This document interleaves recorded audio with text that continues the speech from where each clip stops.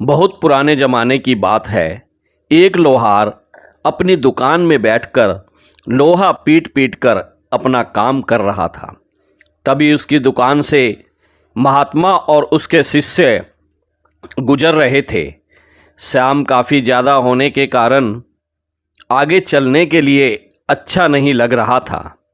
उन्होंने लोहार की दुकान में जाना उचित समझा और कहा कि क्या मुझे आज रात के लिए यहाँ रहने की व्यवस्था हो सकती है। उसके बाद लोहार कहता है कि यह कोई पूछने की बात है।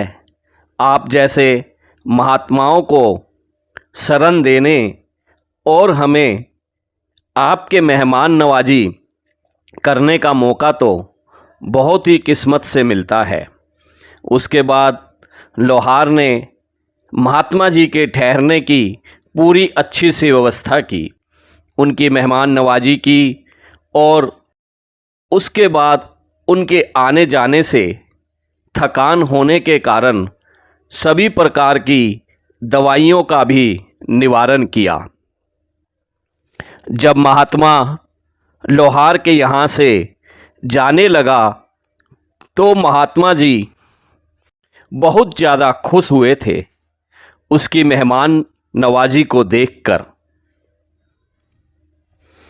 उसके बाद महात्मा लोहार के पास आता है और कहते हैं कि तुम्हें 3 वरदान दे सकता हूँ, बताओ तुम्हें क्या चाहिए। यह बात सुनकर लोहार काफ़ी ज़्यादा खुश हो जाता है। कहता है कि मैं तो ऐसी चीज़ मांग लूँगा जिसकी मुझे ज़्यादा ज़रूरत है। वह बहुत सोचने लगा था और फिर कहता है कि मुझे 100 वर्ष की आयु जीने के लिए चाहिए। महात्मा कहता है कि यह लो, हो गया, अब तुम 100 वर्ष तक जिंदा रहोगे।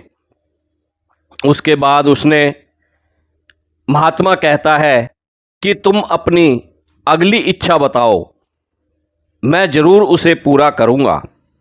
कुछ सोचने के बाद लोहार फिर कहता है कि आप मुझे ऐसा वरदान दीजिए कि मेरी दुकान में कभी काम की कमी ना हो।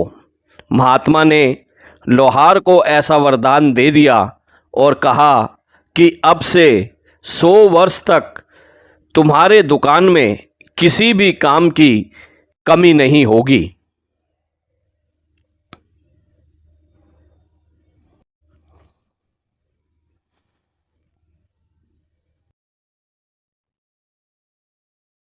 उसके बाद महात्मा जी ने कहा कि अपना तीसरा वरदान बताओ।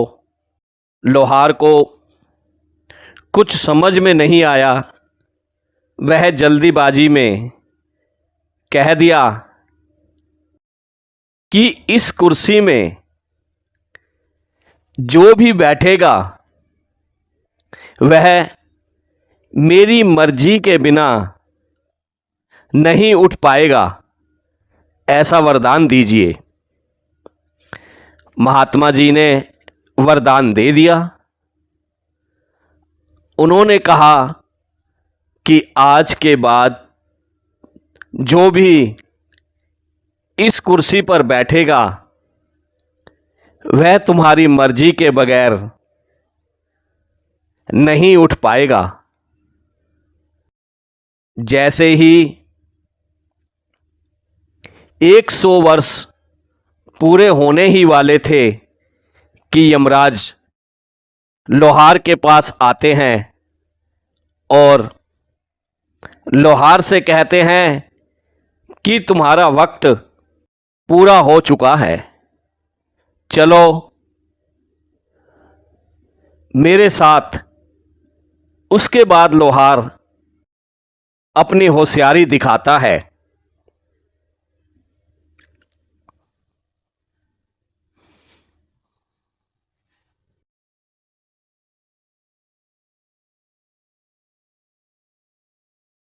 और यमराज से कहता है कि मुझे थोड़ा काम है।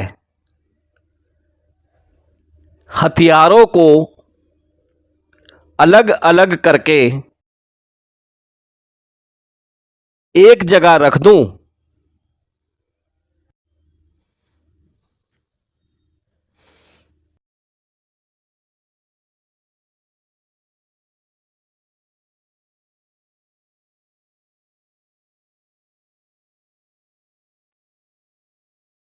ताकि जो भी आएगा इसे ले जाएगा अपने प्रयोग के लिए। उसके बाद लोहार यमराज से कहता है कि आप उस कुर्सी पर बैठें, 2 मिनट में मैं अपना काम पूरा कर लेता हूं। मैं फिर आपके साथ चलने के लिए तैयार रहूंगा।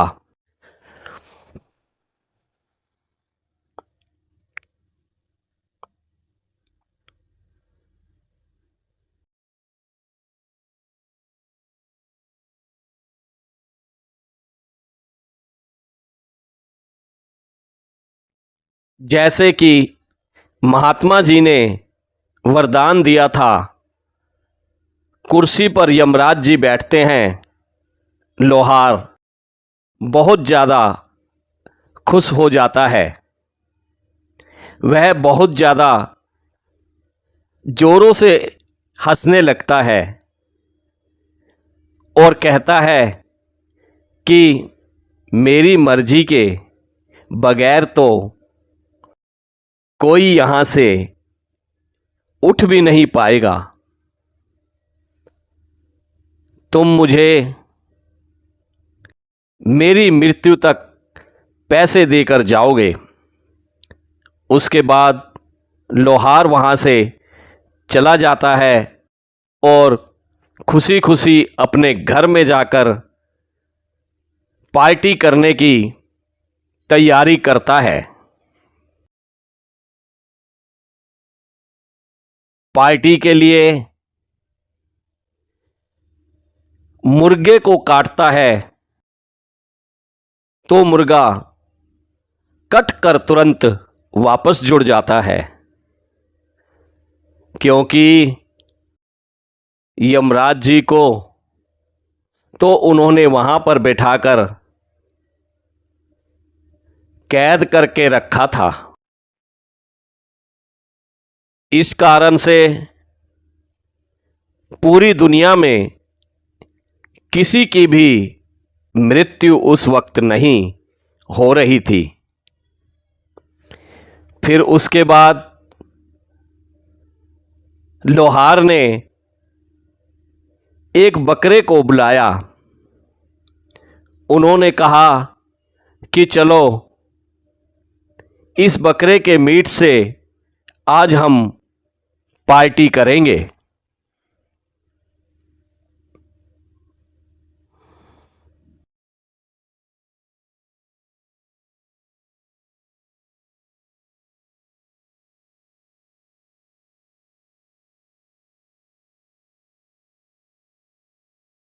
फिर उन्होंने जैसे ही बकरे को काटने की कोशिश की, बकरा नहीं कटा और वापस जुड़ गया और फिर वहां से भाग गया।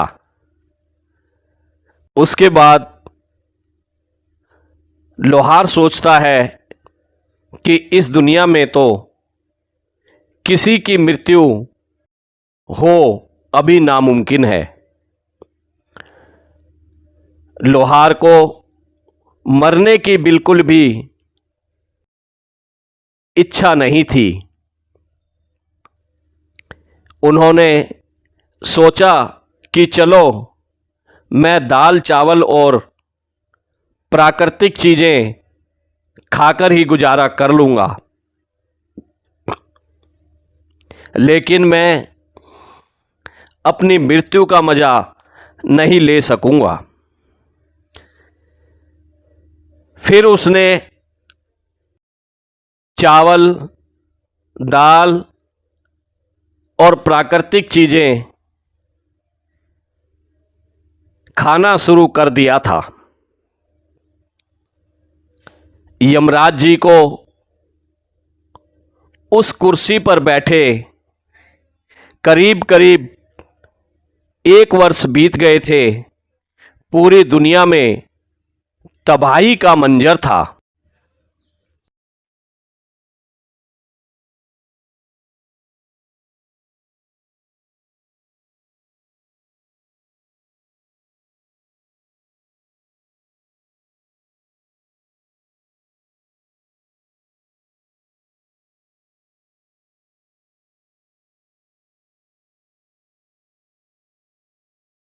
क्योंकि किसी की भी मृत्यु में ना होने के कारण आसमान पूरी तरह से मच्छर मक्खियों से काला पड़ गया था।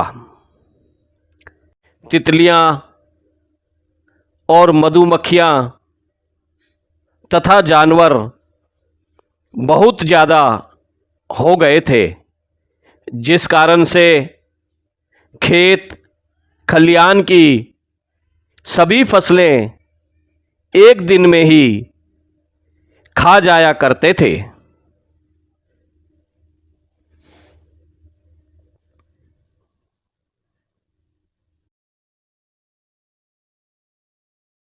पूरी पृथ्वी पर बहुत ज़्यादा जहरीले सांप पैदा हो गए थे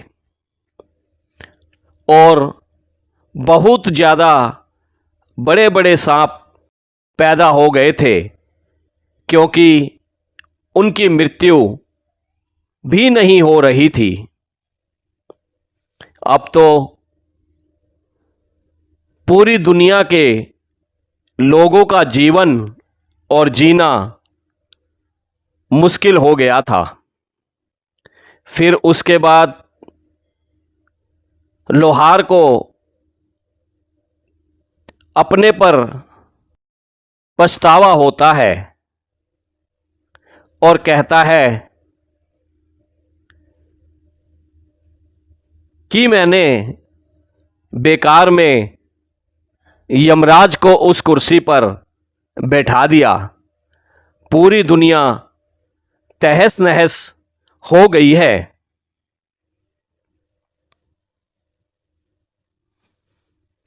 फिर उसके बाद लोहार को अपने आप पर पछतावा होता है और कहता है कि मुझे तो मौत का मजा चखना ही है। क्यों ना हम पूरी दुनिया को बचा लें। वो यमराज को वहां से आजाद कर दे। फिर वह अपने लोहार वाली दुकान में गया। यमराज को वहां से आजाद कर दिया। यमराज आजाद होते ही वह बहुत गुस्से में था और लोहार को पकड़ा और ऊपर लेकर चला गया। उसके बाद धीरे धीरे पूरी दुनिया में सभी की मृत्यु होने लगी थी। फिर दुनिया सामान्य हो गई थी।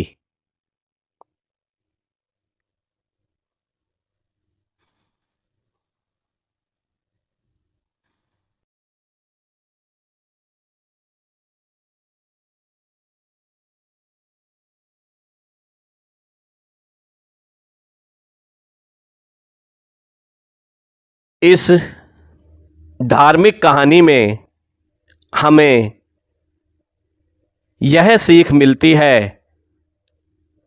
कि हमें सभी को मौत का मजा तो लेना ही है। मौत से कोई भाग नहीं सकता। किसी की मृत्यु कभी भी किसी भी वक्त हो सकती है। इसलिए कोई भी ज़्यादा